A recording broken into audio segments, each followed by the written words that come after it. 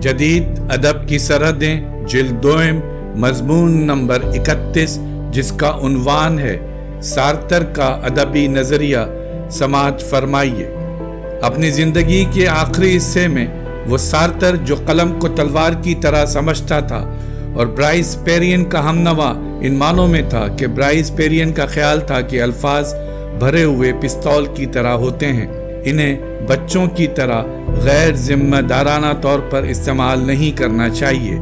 इस नतीजे पर पहुंचा कि अदब कोई इनकलाब नहीं ला सकता। वो कहता है, मैं अब भी लिखता हूँ, मेरे पास इसके अलावा चारा भी क्या है। लिखना पढ़ना मेरी आदत बन चुका है और मेरा पेशा भी। अब मुझे महसूस होता है कि हम कितने बेबस हैं। सार्तर कहता है कि किताबों की जरूरत तो रहती ही है, इनका कुछ न कुछ इस्तेमाल तो होता ही है। कल्चर किसी चीज या किसी शख्स की हिफाजत नहीं करता और न कल्चर किसी चीज का जवाब पेश करता है। कल्चर इंसान की तख्लीक है। इंसान कल्चर ही के जरिए अपने आप को देखता है और पहचानता है। सिर्फ कल्चर ही एक ऐसा आईना है जो इंसान के सामने इसकी तस्वीर पेश करता है। आपको अपनी आसाबी तकलीफ से निजात तो मिल सकती है, अपनी ज़ात से निजात नहीं मिल सकती। हमारे माशरे में किताबें ऐसी ही हैं जैसे बागों में दरख्त, लेकिन वो कहता है कि हमारे सारे कलमकार बुर्जुआ हैं। कुछ ख्यालात हमारे दिमागों में जागुज़ी होते हैं, हम यही ख्यालात लिए फिरते हैं और आखिरकार कोई नॉवेल या किताब लिखकर तस्कीन हासिल कर लेते हैं। लेकिन चूंकि हम अपने ख्यालात से आंखें नहीं मिला सकते, इसलिए इन्हीं किताबों में उंडेल कर मुतमईन हो जाते हैं। अमल एक खास लम्हे का नाम है। इस अमल के अलावा लफ्ज़ के कोई और मायने नहीं होते। बोलने का मतलब अमल करना है। दुनिया को बदलने की नीयत से किसी चीज़ को जाहिर करना, मुनकशिफ करने का मतलब ही तब्दील करना है। हम लिखते इसलिए हैं कि इंसान हकीकत को मुनकशिफ करने वाली हस्ती है। दरहकीकत इंसान ही के जरिए चीज़ों का ज़हूर होता है। इंकशाफ के अलावा नुक्ता नज़र सबसे अहम चीज़ आज़ादी है। आज़ादी कोई तजरीदी ख्याल नहीं है, बल्कि इंसान को आज़ादी हासिल करनी पड़ती है। अपनी ही आज़ादी नहीं, अपने तबके और अपनी कौम की आज़ादी। मुसन्निफ की चूंकि तारीख़ी हैसियत होती है, इसलिए मुसन्निफ अपनी तारीख़ी हैसियत से बचने के लिए अब्दियत में ज़िंदा रहना चाहता है। मतन और उसकी क़िरत दोनों एक ही तारीख़ी हकीकत के दो पहलू हैं। बहुत से लोग अपना वक्त अपने आप से कमिटमेंट छुपाने में ज़ाया कर देते हैं। ये लोग झूठ बोलकर या मसनूई जन्नत बनाकर ऐसा नहीं करते। ये अपने आप को बहलावा देकर बस वो लालटेन की लौ कुछ धीमी कर देते हैं। माजी को बुलाकर मुस्तकबिल की तरफ देखते हैं या मुस्तकबिल से नजरें चुराकर माजी की तरफ देखने लगते हैं। अदब क्या है? सार्तर। ऐसे लोग अपनी निगाहें मकासिद पर रखते हैं और वसाइल को भूल जाते हैं, या शानो शिकवा में पनाह ले लेते हैं, या किसी ऐसे शख्स की राय या नुक्ता निगाह को अपना लेते हैं जो इस दुनिया से रुखसत हो चुका हो, और मौत की दहशत को ये कहकर बुलाने की कोशिश करते हैं कि मौत भी गोया हमारी रोज़मर्रा की ज़िंदगी का हिस्सा है। अगर इनका ताल्लुक़ जालिम तबके से होता है तो वो अपने आप को ये बावर कराते हैं कि वो अपने तबके से इसलिए गुरेज़ा हैं कि इनके जज्बात आला और बरतर हैं। अगर इनका ताल्लुक़ मजलूम तबके से है तो वो अपने आप को यकीन दिलाते हैं कि वो जुल्म का हिस्सा नहीं है, क्योंकि जो शख्स दाखिली ज़िंदगी रखता है वो जंजीरों में होने के बावजूद आज़ाद होता है। गर्ज ये कि ऐसे लोगों को खुद अपने आप को और अपने कारी को धोखा देने की हजार तरकीबें आती हैं। सार्तर के ख्याल में अगर जनूबी अमेरिका की नीग्रो को वोट देने का हक हो, तब भी नीग्रो सच्चाई, नेकी और खूबसूरती के अबदी ख्यालात में खोया हुआ हो सकता है। इसलिए अमेरिका के नीग्रो मुसन्निफ का फ़र्ज है कि वो अमेरिकी माशरे में नीग्रो के एलिनिएशन को दिखाए। सार्तर कहता है कि लिखने का मतलब ही ये है कि लिखने वाले ने जो कुछ लिखा है, यानी जो कुछ इंकिशाफ किया है, कारी उसे मारूजी वजूद अता करे। वो चाहता है कि लिखने वाला अपनी ऑन्टोलॉजिकल आज़ादी भी समाजी आज़ादी की नज़र कर दे। इसके नावलों में भी किरदार मखसूस सिचुएशन में आज़ादी हासिल करना चाहते हैं। ادب اس وقت ایلینیشن کا شکار ہو جاتا ہے جب وہ اپنی ذمہ داری بھول کر اقتدار کی خدمت میں لگ جاتا ہے۔ ادب کا فرض ہے کہ وہ جہالت، کاہلی، تعصب اور جھوٹے جذبات سے جنگ کرے۔ ادب اپنے عہد سے بندہ ہوتا ہے۔ ادب کا فرض ہے کہ وہ انسان کو تاریخ سے گزر کے مکمل انسان بننے میں مدد دے۔ آوانگارڈ تحریروں کے خلاف سارتر نے ایک عجیب مفروضہ پیش کیا ہے۔ ان تجرباتی تحریروں سے صرف یہ ظاہر ہوتا ہے کہ بورژوا معاشرہ اپنے آپ کو استحصال کرنے والے کی حیثیت سے نہیں دیکھنا چاہتا۔ ادب برائے ادب کو یہ بورژوا طبقہ اس لیے پسند کرتا ہے کہ وہ اپنے آپ کو بے ذوق اور غیر تربیت یافتہ تسلیم کرنے کے لیے تیار ہوتا ہے، استحصال کرنے والا نہیں۔ ادب جتنا زیادہ داخلی ہوتا ہے اتنا ہی زیادہ عوام سے دور ہو جاتا ہے۔ سارتر نے علامت پسندوں اور سرویلیس فنکاروں پر اعتراض کیا ہے۔ یہ فنکار بورژوا فنی حیتوں کو ناپسند کرتے تھے اور ظاہر کرتے تھے کہ ہم بورژوا ذہنیت کے خلاف ہیں، لیکن انہوں نے بورژوا حقیقت کو بدلنے میں ذرا بھی حصہ نہیں لیا۔ سارتر لکھتا ہے، برائس پیرین کہتا ہے کہ لفظ بھرے ہوئے پستول ہیں۔ جب آدمی بولتا ہے تو وہ دراصل فائر کرتا ہے۔ بچوں کی طرح فائر نہیں کرنا چاہیے۔ اس کا خیال رکھیے کہ آپ کا فائر نشانے پر ٹھیک ٹھیک بیٹھے۔ ہمیں اس طرح لکھنا چاہیے کہ لوگ یہ نہ کہہ سکیں کہ ہم دنیا میں غافل ہیں، یا یہ کہ ہم نہیں جانتے دنیا میں کیا ہو رہا ہے۔ شاعری دیومالا پیدا کرتی ہے اور نثر پورٹریٹ۔ خراب ناول اس وقت پیدا ہوتا ہے جب ناول نگار قاری کی خوشامد کرتا ہے، اور اچھا ناول شدید ضرورت اور ایمان کی پیداوار ہوتا ہے۔ ادبی معروض لٹریری آبجیکٹ کا جوہری قاری کی داخلیت ہوتی ہے۔ قرأت کے عمل میں ادراک اور تخلیق دونوں شامل ہوتے ہیں۔ آدمی اپنے لیے نہیں لکھتا۔ مصنف اور قاری کی مشترکہ کوشش سے وہ منظر تخلیق ہوتا ہے جو ٹھوس اور متخیلہ کا معروض ذہن کی تخلیق ہوتا ہے۔ مصنف اپنی تحریر میں اپنے علم، اپنے ارادے، اپنے منصوبوں، غرض یہ کہ اپنے آپ سے ملتا ہے۔ اس کی ملاقات اپنی داخلیت سے ہوتی ہے۔ آسمان اور درختوں کے جھنڈ کو ملا کر جو چیز ایک کر دیتی ہے وہ ہم ہیں۔ تخلیق کا ایک بہت زیادہ اہم محرک یہ ہوتا ہے کہ ہمارے اندر یہ احساس کام کر رہا ہے کہ اس دنیا سے ہمارا تعلق بہت بنیادی اور اہم ہے۔ نثر کے فن کا تعلق صرف اس عہد سے ہوتا ہے جس میں نثر معنی رکھتی ہے، یعنی جمہوریت کا عہد۔ حقیقت نگاروں کی غلطی یہ تھی کہ وہ یہ سمجھتے تھے کہ حقیقت اپنے آپ کو غور و فکر کرنے والے پر منکشف کر دیتی ہے۔ چنانچہ حقیقت نگار یہ سمجھتے تھے کہ حقیقت کی غیر جانبدارانہ تصویر کھینچی جا سکتی ہے۔ ایسا ممکن نہیں ہے کیونکہ حقیقت کا ادراک خود ایک جانبدارانہ عمل ہے۔ جب ہم کسی چیز کا نام رکھتے ہیں تو یہ بذات خود معروض میں تبدیلی لانے کا عمل ہے۔ تو وہ مصنف جو اس کائنات کے لیے اپنی ایک بنیادی حیثیت کو تسلیم کرتا ہو، وہ یہ بات کیسے پسند کر سکتا ہے؟ متن اور قرأت دونوں ایک ہی تاریخی حقیقت کے دو رخ ہیں۔ کیلے اس وقت بہت اچھے لگتے ہیں جب وہ درختوں سے ابھی توڑے گئے ہوں۔ اسی طرح ذہنی کارنامے بھی تازہ حالت میں اچھے لگتے ہیں۔ کسی آرٹ کے نمونے کی کسی خیال سے تخفیف نہیں کی جا سکتی۔ شاعری میں نثر کی حیتیں موجود ہوتی ہیں اور ہر نثر میں تھوڑی بہت شاعری ضرور ہوتی ہے۔ جب مصنف عوام سے کٹ جاتا ہے تو ابدیت میں پناہ لے لیتا ہے۔ ادب کا موضوع ہے اس دنیا میں انسان کا وجود۔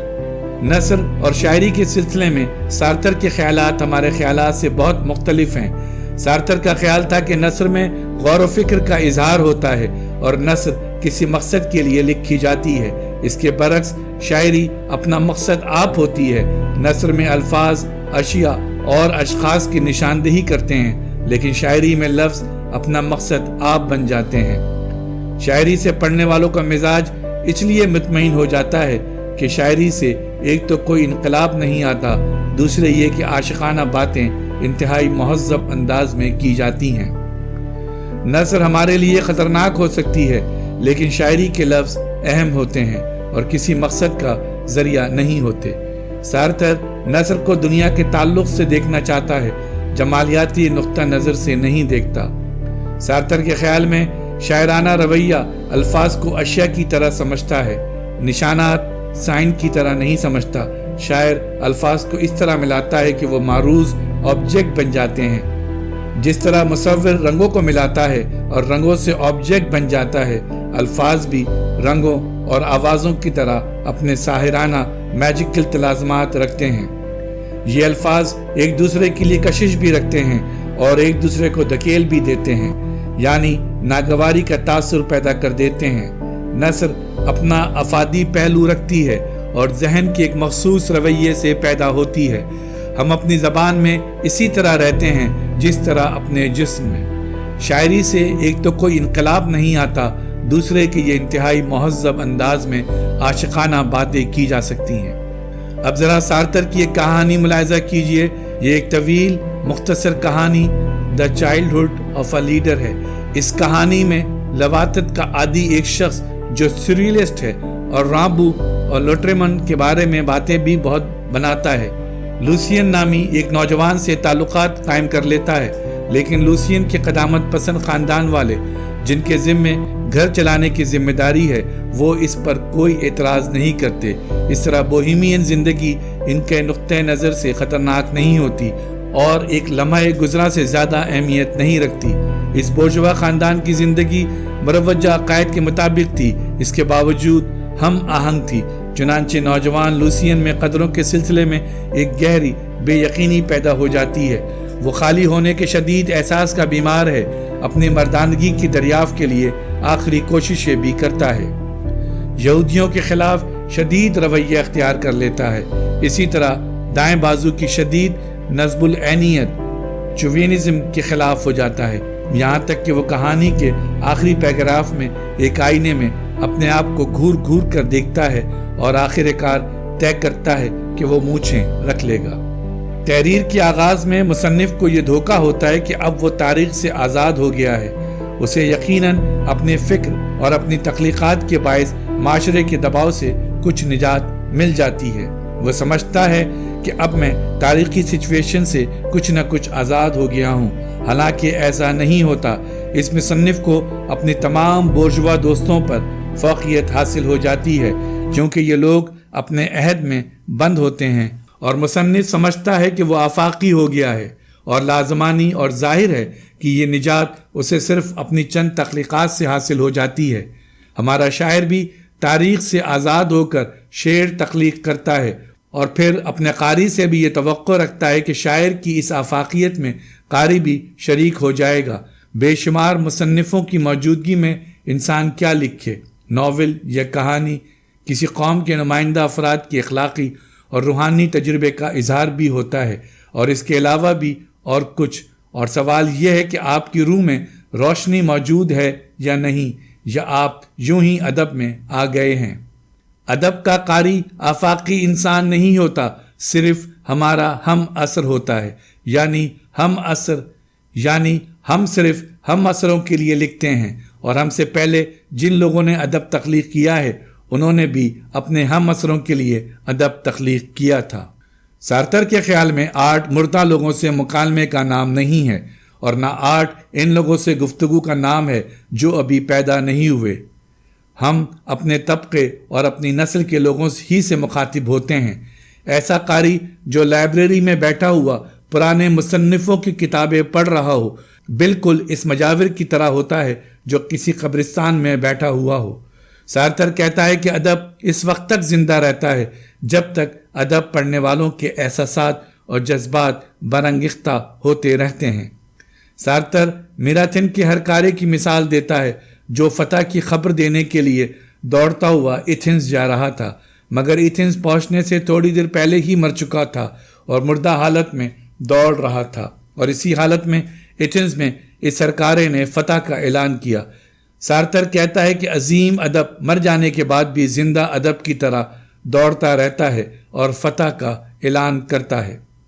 ادب اپنے عہد کا مظہر ہوتا ہے اور اپنی تاریخ میں موجود ہوتا ہے۔ ادب تاریخ سے بلند نہیں ہو سکتا، لکھنے والا تاریخ سے بھاگ کر ابدیت میں پناہ لینا چاہتا ہے۔ اگر امریکی معاشرے میں نیگرو مصنف ہے تو وہ کالوں پر گوروں کے ظلم کے سوا کیا دکھائے گا؟ وہ یہی بتائے گا کہ امریکی معاشرے میں کس طرح نیگرو اجنبیت کا شکار ہیں۔ نیگرو گوروں کو صرف کالوں کی آنکھ سے دیکھ سکتا ہے، یعنی وہ امریکی کلچر کا تجربہ ایک غیر آدمی کی حیثیت سے کرے گا۔ ظاہر ہے کہ ایسے نیگرو مصنف کا قاری کون ہو سکتا ہے؟ نیگرو ہی ہو سکتا ہے، آفاقی انسان نہیں ہو سکتا۔ ادب معاشرے کی داخلیت کا دوسرا نام ہے۔ ادب کنایاتی ہوتا ہے، اشاروں اور حوالوں میں ہوتا ہے، اسی لیے ایک عہد کے لوگ ایک دوسرے کی بات ہلکے سے اشارے سے بھی سمجھ جاتے ہیں۔ تاریخ میں رہتے ہوئے کتاب مصنف اور قاری کے درمیان رابطہ قائم کرتی ہے۔ آزادی کا مطلب تجریدی نہیں بلکہ تاریخ میں رہتے ہوئے آزادی کا شعور ہے۔ قاری مصنف دونوں کی آزادی ایک ہی دنیا میں رہتے ہوئے ایک دوسرے کو متاثر کرتی ہے۔ لکھنے والا جب اپنے موضوع کے لیے زندگی کا ایک پہلو منتخب کر لیتا ہے تو دراصل وہ اپنے قاری کا انتخاب بھی کر لیتا ہے۔ سارتر کہتا ہے کہ ہمارے عہد میں دو ہی قسم کے ادب ہیں، ایک وہ جسے بہت لوگ پڑھتے ہیں، یعنی جو پڑھنے کے لائق نہیں ہوتا۔ ادب اپنے جوہر میں معاشرے کی وہ داخلیت ہے جو دائمی طور پر منقلب ہوتی رہتی ہے۔ شاعر معنی کو موسیقی میں نہیں ڈالتا اور نہ مصور معنی کی تصویر کھینچتا ہے۔ ایسی صورتحال میں شاعری، مصوری اور موسیقی سے یہ مطالبہ نہیں کیا جا سکتا کہ وہ کسی نظریے کے مطابق ہو یا کسی نظریے سے وابستہ ہو۔ شاعر زبان کی انفرادیت میں رہ کر لفظوں کو ان کی انفرادیت سے نجات دلانا چاہتا ہے۔ کوئی مصنف تاریخ سے باہر چھلانگ نہیں لگا سکتا۔ نظریے سے وابستگی، کمٹمنٹ کا مطلب ہی یہ ہے کہ اقتدار کی حمایت کی جائے اور لکھنے والا اپنی پوری انسانی سچویشن اور اس کی مجموعیت کو پیش نظر رکھے۔ ہماری ویڈیوز کو لائک اور شیئر ضرور کریں، اور اگر آپ اس چینل کے سبسکرائبر ہیں تو ہماری طرف سے شکریہ قبول فرمائیں، اور اگر آپ نے اب تک سبسکرائب نہیں کیا تو اس چینل کو فوراً سبسکرائب کر لیں اور بیل آئیکن سے notification for all per click کریں تاکہ آئندہ آنے والی ہر نئی ویڈیو آپ کو مل سکے۔ شکریہ۔